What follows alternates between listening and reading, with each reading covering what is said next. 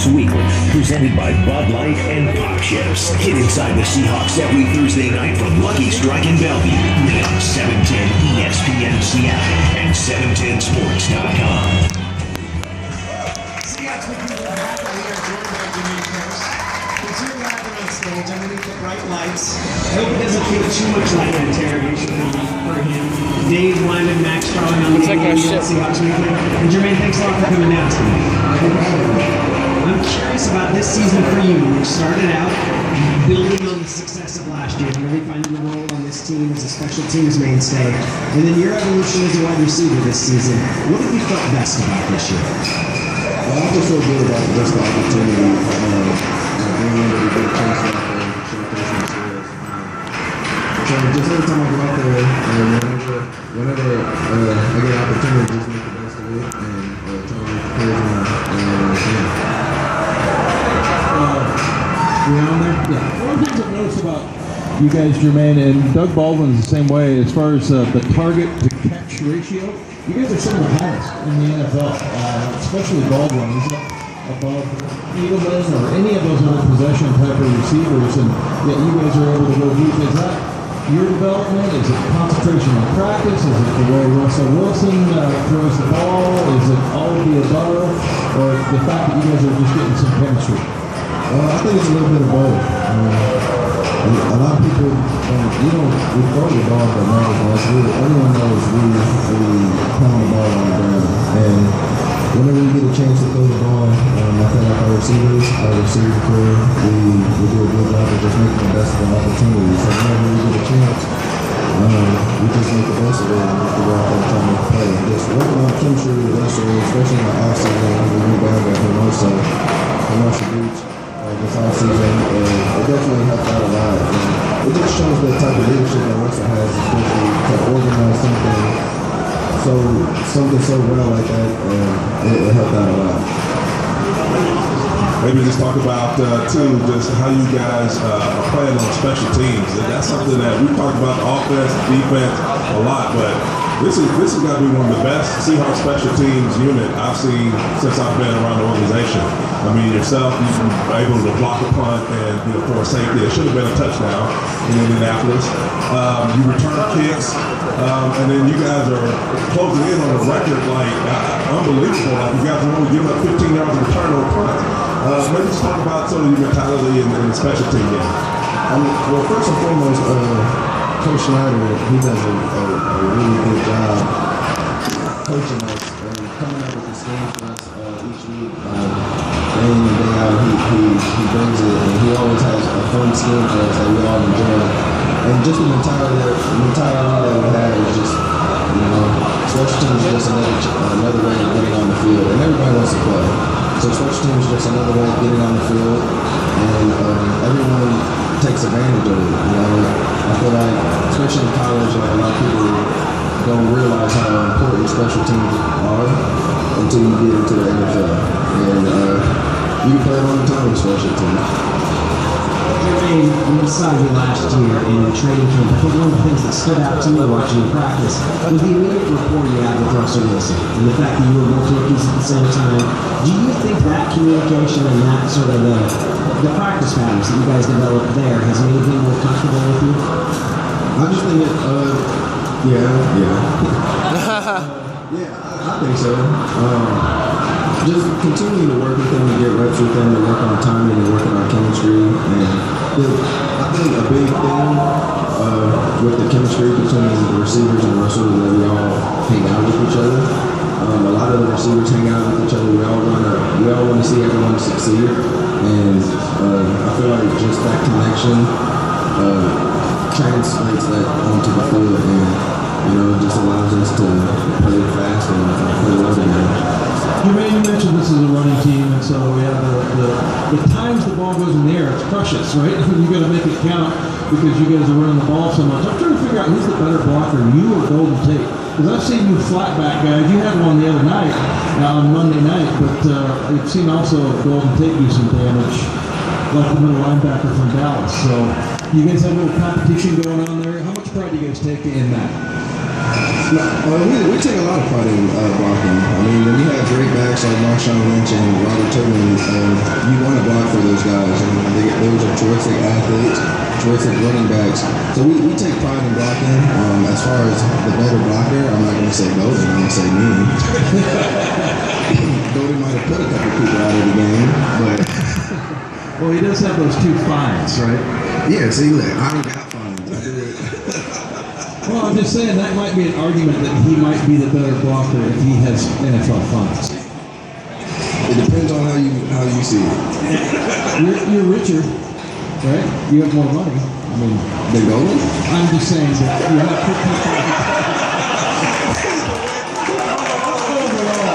He was a draft pick. Also drafted. not overall richer. I mean, you're $15,000 richer for doing it. He's had less money taken out of your pocket, but I would be careful, Jermaine, because not being fined is not something you want to brag about with Roger Goodell and the way he monitors these things. You want to keep a low profile. You didn't hear that from me, Ron. I would say nothing. I'm trying to still get over how he's looking at you talking about he's Richard. You might want to take me I'm trying to into figure out what job I'm using. Are we looking at the same? you might want to take me in for your contract renegotiation. Yeah. Hey, question I have for you. I wonder what kind of competition you guys have for who has the most explosive plays in the room. Because let me tell you, for a team that's not a passing team, you guys rank right up there with all the passing teams in the top 5 as far as catches over 20 yards. Whether it's yourself or Doug Baldwin or Golden Tate, that's something that I've been extremely impressed about because I feel like we're doing more with less. You know what I'm saying? Like we throw the ball less than probably all of those teams in the top 5 in passing, and yet we have just as much. We get just as much out of it from an explosive play standpoint. It just goes from what I was saying earlier. Just when we get opportunities, we like to throw the ball downfield, and when those opportunities present themselves, we just try to make those plays for ourselves. And I think it's just a mentality, you know. You got angry Doug who's always angry. And then Explain that, by the way. Tell us about angry Doug. he wakes up angry. You can tell. I'm telling you. In the morning he's angry. There's no reason. He's a very serious young man. That's all it is. Yeah, he's serious. Doug is one of my really good friends, and Doug stopped being so angry. Life is not that bad. He's probably saying I'm not as rich as Golden Tate or whatever. He's probably He's angry about that too. Who's angrier? Is it Doug Baldwin or is it Chris Clemens? Because those might be the 2 grumpiest guys in the locker room. I'm gonna say Doug because I'm around Doug all the time, and Chris is on the other side of the room. well, yeah, I guess you can say that's a good one because I don't really talk. Chris is actually a nice person. He's gonna probably hate me for saying this. He's actually a nice person. He really is.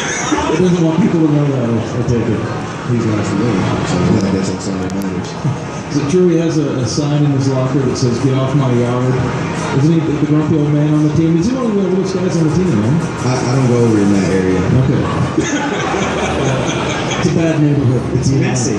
The D linemen are always the messiest guys in the locker room. The wide receivers take very good care of themselves. There's a lot of like lotions and bathing products. Like there's a lot of You just made it sound real soft. What's Danny O'Neal doing in the locker room? Lotion. I'm not saying soft. We got lubricants, jergens, cocoa. They take good care of themselves. Have you had a manicure this year?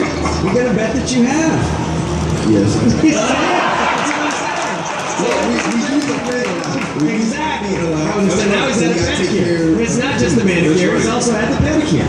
take care I've of never had a manicure. You never had a manicure? No. Just your feet? Yeah. Okay, I don't know if that's better or worse. I feel like that would be. I feel like everyone in here has a pedicure before. If they haven't, you're lying. I don't know about that. Danny, have you ever had a Ask each pedicure? man in here individually. I would not make anyone touch my little hot feet.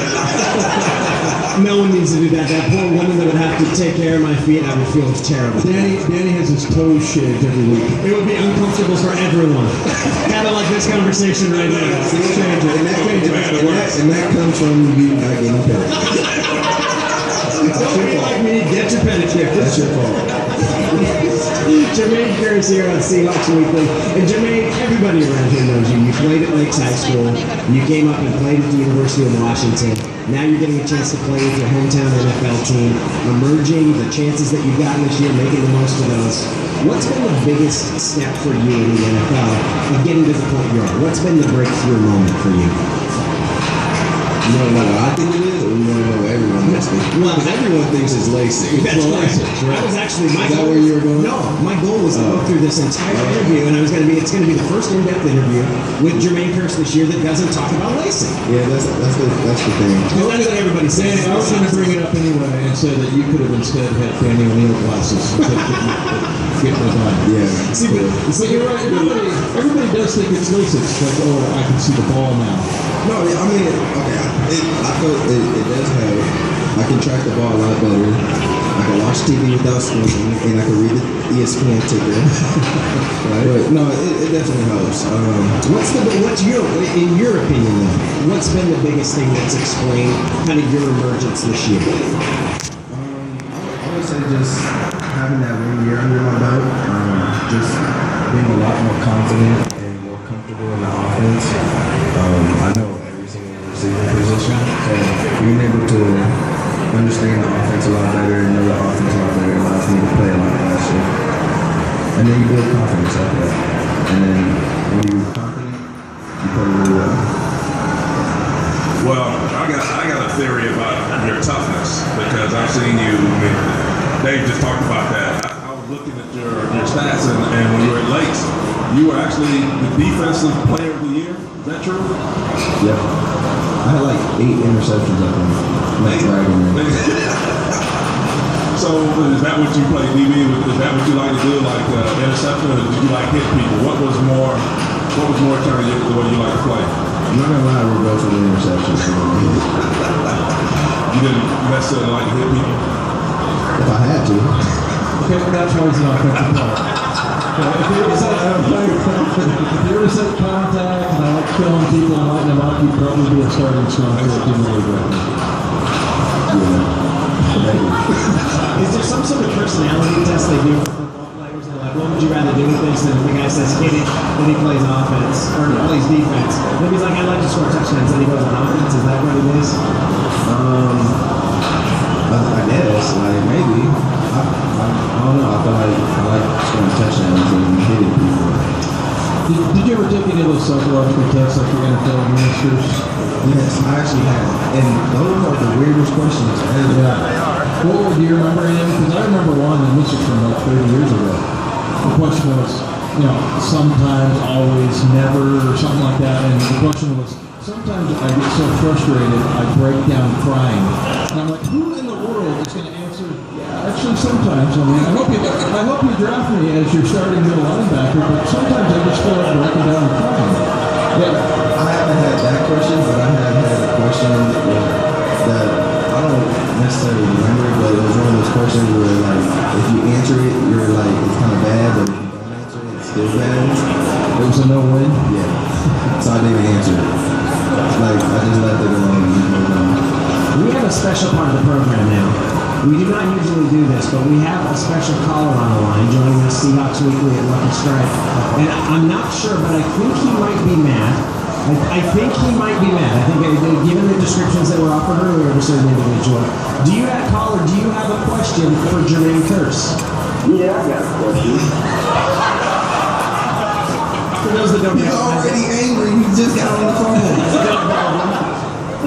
what's your question? No. I'm going to ask Jermaine Kearse, who's his favorite teammate in the locker room? My favorite That's all I want. You want to do this? My favorite team is, of course, you, Doug. Now, see, I think this might be because he's scared of me about that. No, He talks about how Doug is little, so. Yeah, I said it, Doug, on the radio. Remember you said that tomorrow when you walk in the locker room. You're not TV, he's always angry. He's going to bed angry tonight. He'll be just thinking about ways he can take care of you tomorrow. We are all tight. I tell you, me, Golden, the you guys haven't got a chance to experience Phil Bates' personality. I know Phil a little bit. I talk a little basketball with Phil. Don't talk about basketball with Phil. That's the last one you want to talk to Phil. Phil thinks he's Kobe. Yeah, he can't shoot. He can't shoot? No. Is that true, Doug? Can Phil Bates not shoot a basketball? Phil Bates is the worst basketball player on earth. It's the truth. Now, Doug, since we have you on the line, I'd like you to give us a little insight into the emergence of Jermaine Kearse this year. What do you think has been most responsible for him kind of making the breakthroughs that he's had this year? I'm so glad you asked me that. You know, I have to say that his emergence has to do with the guy that he has around him. Good. That's for once you were not angry. You said you were glad. Hey, but no, seriously, the reason why I called in is because I couldn't let Jermaine get away without somebody talking extremely good about him. You know, it makes me happy to watch Jermaine Kearse and his progress the past two seasons, or this season and last season, just the way he's coming to his own. You know, if you can ask some of the defensive backs on our team, they'll tell you that Jermaine Kearse is one of the better wide receivers in the NFL. And that's a tribute to what Jermaine has done, and the hard work that he's put in his preparation to get ready for this season. And I couldn't be happier for him and proud of him because he's a great guy. And I know he's probably smiling from cheek to cheek right now, but you know, it just makes me happy that Jermaine is doing so well. And like I said, he is one of the better receivers in the NFL. He's shaking his head in disbelief right now is actually what's happening there. One thing I want to ask both you guys this, because Pete Carroll has made competition a mantra, and it's something that he's talked about. And I think you two guys are two of the best examples of that in terms of when they bring a player in, that it doesn't matter draft status or anything else, that guys get opportunities. Let me start with you, Jermaine. Have you felt that you've gotten an opportunity to kind of prove yourself and show your skills and earn a spot here in your time with the Seahawks? Oh, most definitely. You know, I came in as an undrafted rookie as well as Doug, and obviously Doug was here before me. So I got to know Doug real well before we even started. And just to see Doug perform the way he did and also be a fellow undrafted free agent, it definitely just shows, and it motivated me a lot to know that I can do well exactly like he did. But well, that's good. Doug, for you, because when you came in the same year they drafted a wide receiver in the 4th round. The opportunities you got in your rookie year, and your opportunities are expanding again after the injury to Sidney Rice, and you're playing on the outside some. How have you seen the opportunities that have come to you here in Seattle? I mean, just like Jermaine said earlier, we try to just make the best of our opportunities that we're given us. You know, for us, it was never easy. We always had to face adversity and face obstacles and overcome them in order for us to get on the playing field.